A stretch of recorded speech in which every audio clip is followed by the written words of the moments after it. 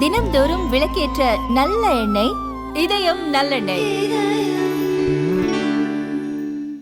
போன ஆட்சி பொய்யான ஆட்சி தான் நடந்திருக்கு என்பதை நாங்கள் சுட்டிக்காட்ட விரும்புகிறோம்.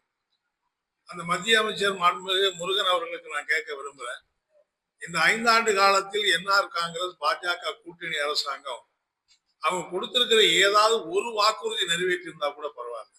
எந்த ஒரு வாக்குறுதியையும் அந்த அரசு நிறைவேற்றல. இப்ப ஏனோ திடீர்னு புதுசா தொழில் வளர்ச்சிக்கான திட்டங்களை அறிவிக்க போறாரு பிரதமர். 5 ஆண்டு காலத்துல மூடப்பட்ட இங்க இருக்கிற பஞ்சாலைகள் திறப்பதற்கான எந்த வழியும் பண்ணல. அதே மாதிரி பஞ்சாலைக்கான சிறப்பு வணிக மையம் அமைப்பது அப்படிங்கிற கோரிக்கை நிறைவேற்றப்படல. தொழில் வளர்ச்சியே இல்லாமல் பாண்டிச்சேரி முடங்கி கிடக்குது. வேலை வாய்ப்பு என்பது அறவே இல்லை.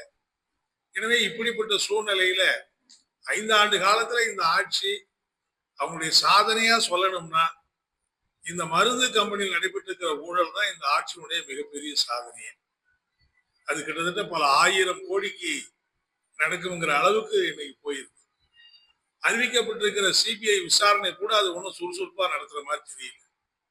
எப்படி ஒரு விசாரணை சிபிஐ மேற்கொண்டிருக்கிற போது சம்பந்தப்பட்ட குற்றவாளிகள் குற்றம் சுமத்தப்பட்டு கைது செய்யப்பட்டவங்களா எப்படி ஜாமீன்ல வெளியே வராங்க? அப்படியானா நீங்க என்ன விசாரணை நடத்துறீங்க? விசாரணை நடத்துறீங்களா? விசாரணைங்கிற பேர்ல அதை மூடி மறைக்க முயற்சி பண்றாங்களாங்கிறது சந்தேகமா இருக்கு. எனவே மார்க்சிஸ்ட் கம்யூனிஸ்ட் கட்சியின் சார்பில் இந்த அரசாங்கம் எல்லா விதத்திலும் தோல்வி அடைந்திருக்கிறது. எந்த வாக்குறுதியும் நிறைவேற்றப்படல. பாண்டிச்சேரி மக்களுடைய வாழ்வு மிகப்பெரிய சிரமங்களுக்கு ஆளாயும். அதே மாதிரிதான் மத்திய அரசாங்கம் இப்போ மத்திய அரசு பார்லிமெண்ட்ல நடக்கிற சம்பவம் நமக்கு தெரியும். பாராளுமன்றத்துல எதிர்கட்சி தலைவர் பேசுவதற்கே அனுமதிக்காத ஒரு அரசு ஏன்னா ஜனநாயகத்தை பத்தி பேசுறதுக்கு இருக்கு. கேட்டா அவங்க என்ன சொல்றாங்கன்னா, சபாநாயகர் ஒரு மோசமான இதை சொல்றாரு. காங்கிரஸ் நாடாளுமன்ற உறுப்பினர்கள் பெண்கள் பிரதமரையே நாடாளுமன்றத்துல தாக்குற மாதிரி திட்டம் வச்சிருந்தாங்க. ஆகவே தான் நாங்க பாரத பிரதமரை பாராளுமன்றத்துக்கே வரவேணான்னு சொல்லிட்டோம் அப்படிங்கிற மாதிரி அவர் சொல்றாருன்னா எவ்வளவு ஒரு கீழ்த்தரமான அரசியலை சபாநாயகர் மூலம் பாஜக நிறைவேற்றுதுங்கிறது நல்லா தெரியுது.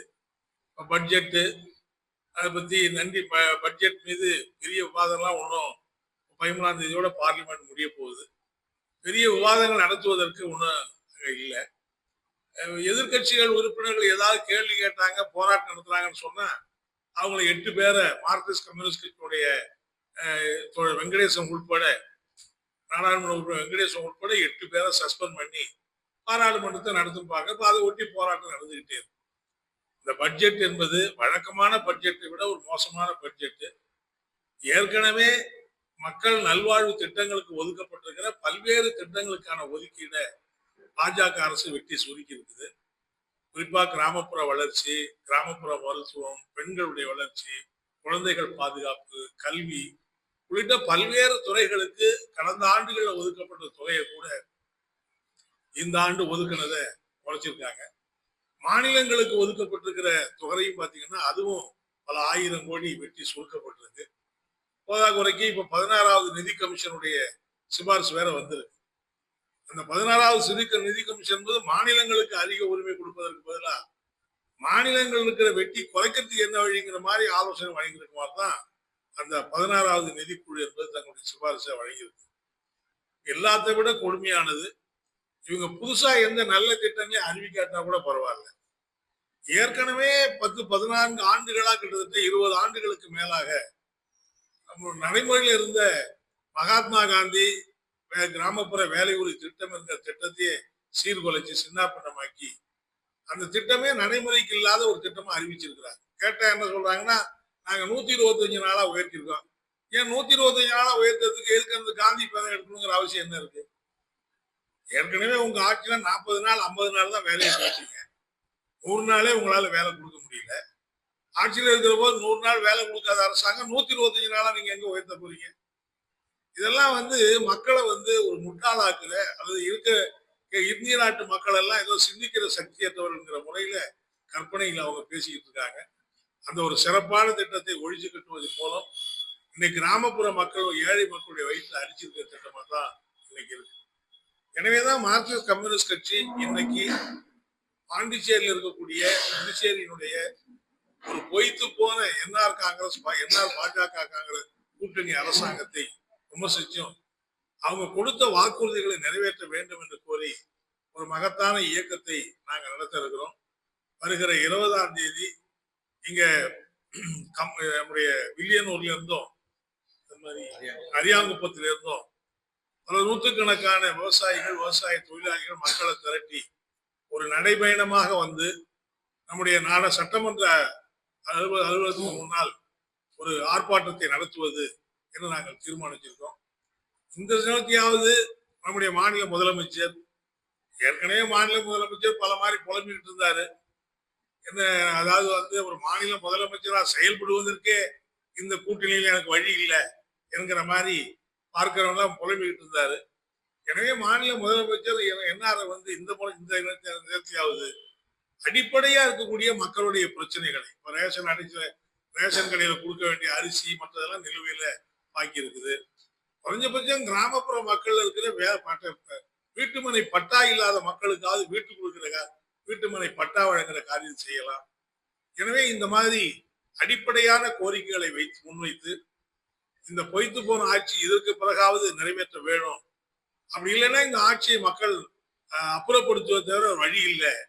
ஒரு மாற்று ஆட்சி அமைக்க வேண்டிய பயணத்தை நாங்கள் தொடங்க விருப்போம் என்கிற வலியுறுத்துகிற முறையில் மார்க்சிஸ்ட் கம்யூனிஸ்ட் கட்சியின் சார்பில் இந்த 2 இடங்களிலிருந்து 20ஆம் தேதி காலை புறப்பட்டு நடைபயணமா இந்த சட்டமன்ற அலுவலகத்துக்கு முன்னாடி வந்து ஆர்ப்பாட்டம் நடத்துவது என்று தீர்மானிச்சிருக்கோங்கிறத நாங்கள் தெரிவிச்சுக்கிறோம்.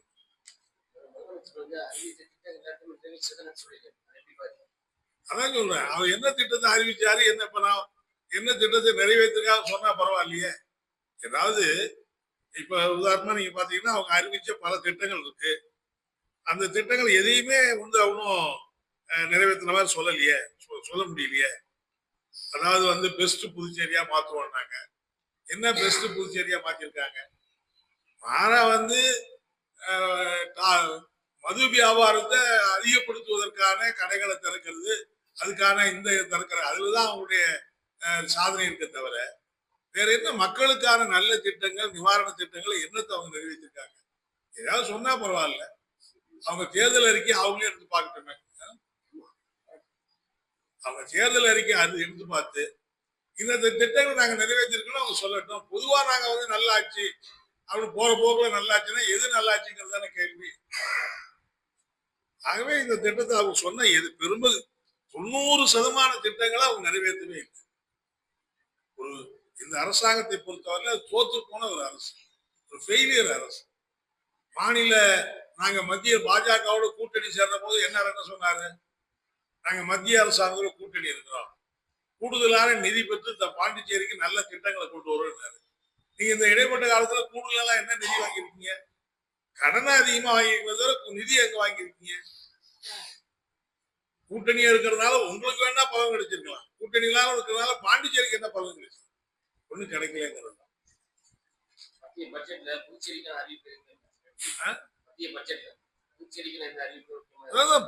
அதாவது அவங்களுக்கு மாநிலங்களை பத்தியே கவலை இல்லைங்க. அதாவது தமிழ்நாடை பத்தி கவலை இல்லை, பாண்டிச்சேரியை பத்தி கவலை இல்லை. சொல்ல போனா தென் மாநிலங்கள் வளர்ந்துகிட்டு இருக்க அந்த மாநிலம் பத்தி அவங்க பட்ஜெட்ல ஒரு வார்த்தை கூட சொல்லலையே. பாண்டிச்சேரிக்கு என்ன திட்டங்கள் எதாவது அறிவிச்சு? ஒண்ணும் கிடையாது. ஒரு நவீன தொழிற்சாலை, நவீன தொழில் வசதி, நவீன வேலை வாய்ப்புகள் எதுக்கான திட்டமும் இல்லையே. ஆகவே இந்த அரசு வந்து இப்ப அதனாலதான் நான் கேட்கிறேன், பிரதமர் வந்து புதுச்சேரிக்கு வந்து என்ன அறிவிக்க போறாரு, என்ன தொடங்கி வைக்க போறாரு? அவங்கள பொறுத்தவரையில ஏதாவது நாங்க வந்து பிரதமர் வந்தாரு, உள்துறை அமைச்சர் வந்தாரு படம் காட்டி தேர்தலுக்கு நாங்க இது பண்ணுறதுக்கு தான் செய்யறதுக்கான முயற்சியாக தவிர வேற ஒன்றும் சிறப்பான இது இருப்பதற்கான வழி.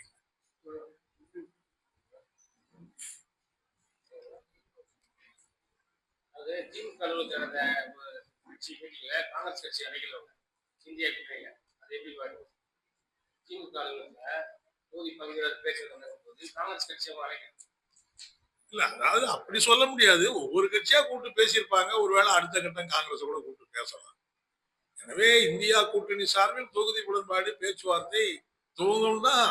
அதாவது தமிழ்நாட்டில் எப்படி இருக்கோ அது மாதிரிதான் இங்கே நடக்கும், அது துவங்கும். போகணும்னு அறிவிச்சிருக்காங்க. இன்னும் தமிழ்நாட்டுல தொகுதி பங்கீடு சம்பந்தமான பேச்சுவார்த்தை குழு அமைக்கப்படல திமுகவில். எனவே அந்த அடிப்படையில் மற்ற கட்சிகளோடு ஒரு கலந்த ஆலோசனை நடத்திருப்பாங்க. தொகுதி பங்கீடு பேச்சுவார்த்தைங்கிற அடிப்படையில் இன்னும் துவங்கல, படிப்படியாக நாங்க இந்த முறை குறைஞ்சபட்சம் 2 தொகுதிகள்ல, அதாவது பாண்டிச்சேரிங்கிற இந்த எல்லைக்குள்ள, மாகி ஏனாம் இல்லாம பாண்டிச்சேரிங்கிற இந்த எல்லைக்குள்ள குறைந்தபட்சம் 2 தொகுதிகளை போட்டியிடுவது என்று நாங்க தீர்மானிக்கிறோம்.